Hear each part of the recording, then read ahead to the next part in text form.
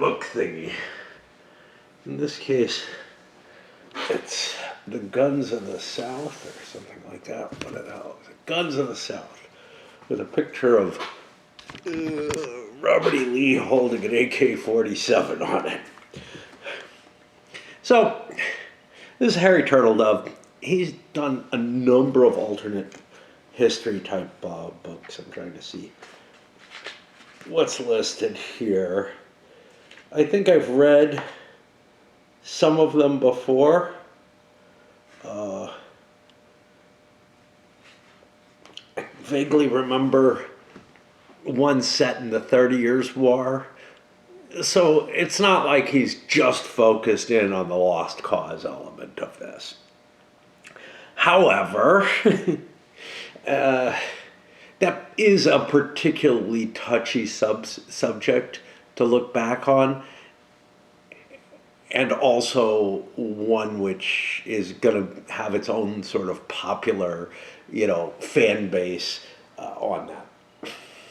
The writing's okay, I mean, it's genre fiction. There's nothing wrong with the writing, but it's also not, great literature or anything of that nature, I would say. There's an interesting thing that he does in this. Apparently, pretty much everybody in the book, even minor characters that he goes into a lot of depth with, are taken from real life people who served. So, you can't fuck around with Lee or Davis or whatever, or even Forrest, but and you kind of have to follow who they are and whatnot, and that's fine. But he gets into the depths of a particular regiment, and some of the soldiers who are fighting in that. And in fact, the book is mainly told, maybe entirely told, from two people's point of view. Not quite. There are at least some small exceptions there. But it's almost entirely told from two people's point of view. One is Robert E. Lee's, which is kind of, it's tricky to take such a famous figure and work from them. Now there's a fair amount of writing about him or from him and whatnot. And the other is a first sergeant in the unit that they're talking about. Across the board, it felt to me like it was being too mellow and too gentle on the South, and it's holding towards slavery being the reason for the war and whatnot. He doesn't go full bore against that against that concept, which makes it okay, I guess, or makes it better to some extent. But it does feel like there's a strong element of the buffering or buffing of the both the causes of the war, but also of the personalities involved.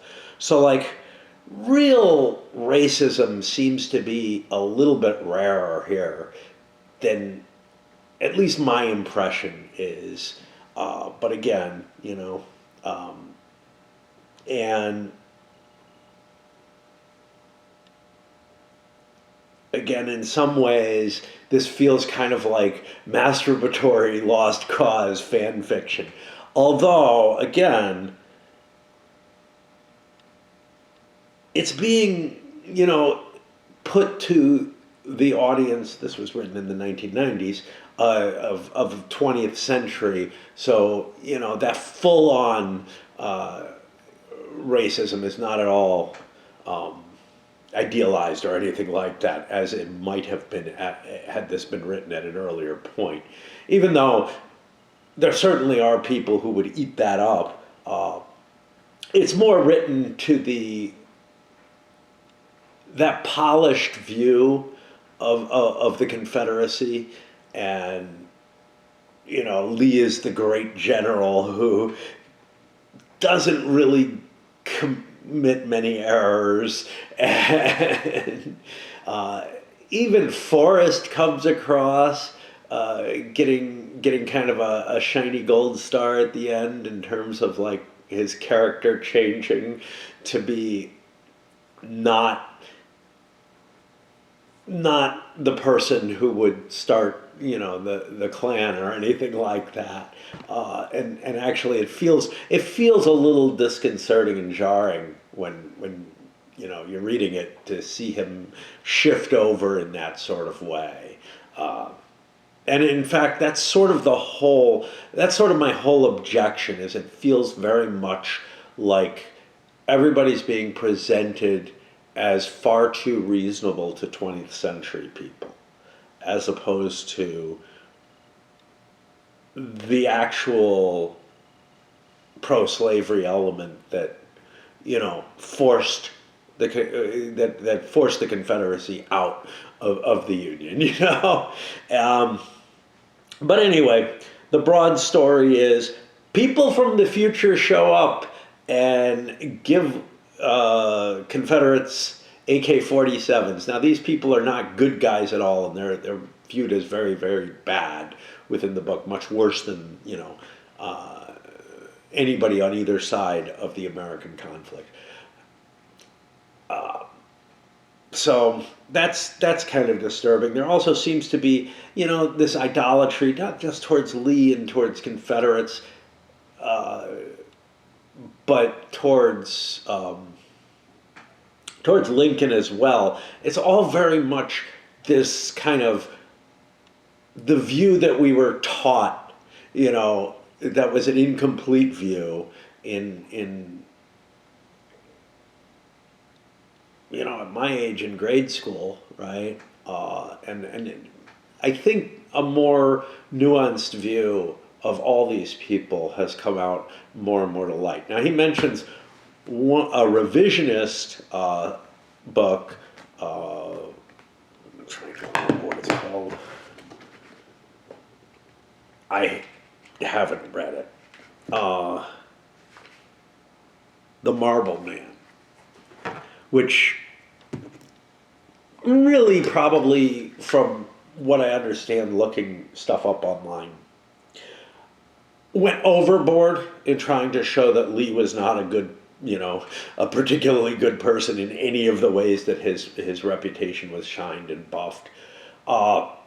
Instead, he's taking that view from the 1950s or earlier, where Lee is seen as sort of the culmination and epitome of Southern gentleman who's not bad to his slaves and this, that, and the other.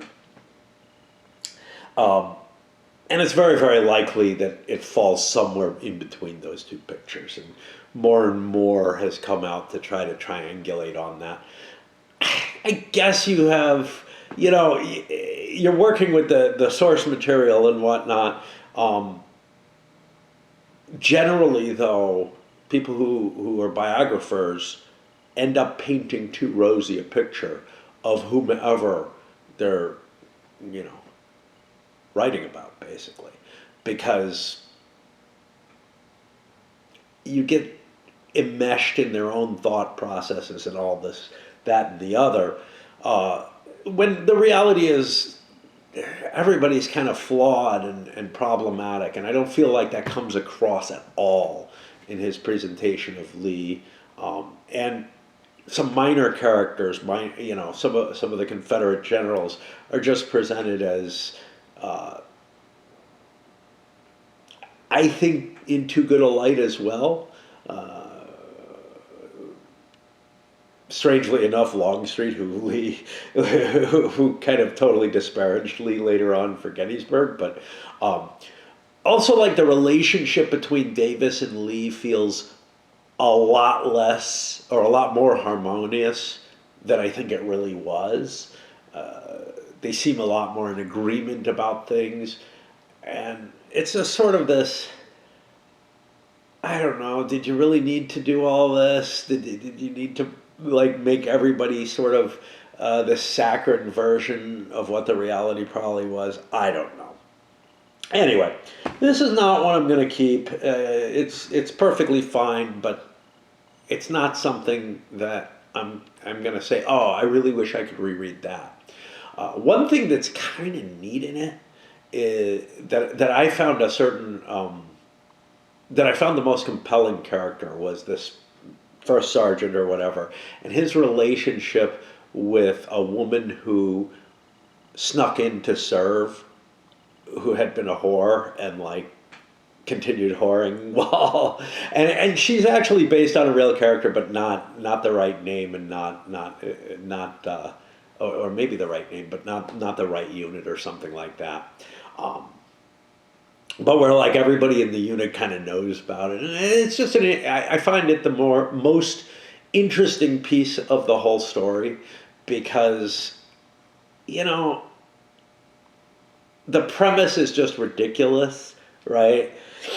If you're going to go into time travel type stories, I want them to focus on what the weird effects are of that and whatnot, and not and where the paradoxes come up and the like. And I want something interesting to deal with that, not just oh yeah, we could go back. Like so, here's what's weird.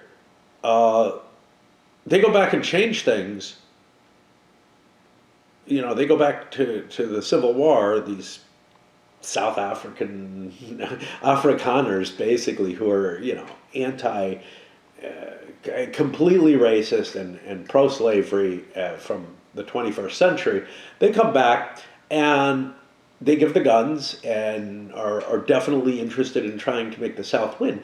But as things change in the story, these people don't change at all. Whereas it feels to me like they and their the books that they bring back and whatnot should all change. If you can alter the history, then what they brought would be different. And yeah, and it felt like you know you're just taking the trope of time travel and throwing it in to make your story make some kind of sense. And this is pretty much what I felt with the earlier one that I think I read. I may have actually read this or another of the type before as well, where it's just like, yeah, you're really straining, you know, my credulity when I'm reading this, and it's like, it's not worried about the paradoxes or anything. It's just sort of a, hey, what if a bunch of people showed up with these fancy guns and you know let the South win? Um,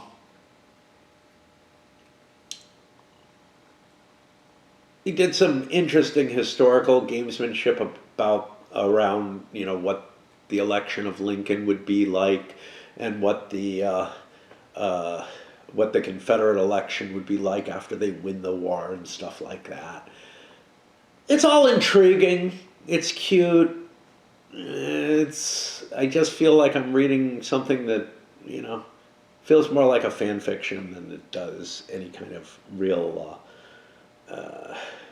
serious effort at something. You know, it's not even I don't know. But anyway, I found it amusing enough to read without you know I didn't put it down and say oh, I'm just sick of this. There are very few books I do that with, and almost never with something that's written in kind of a modern style. They're almost always kind of readable. Anyway, this is going to go into the little free libraries where I got it from.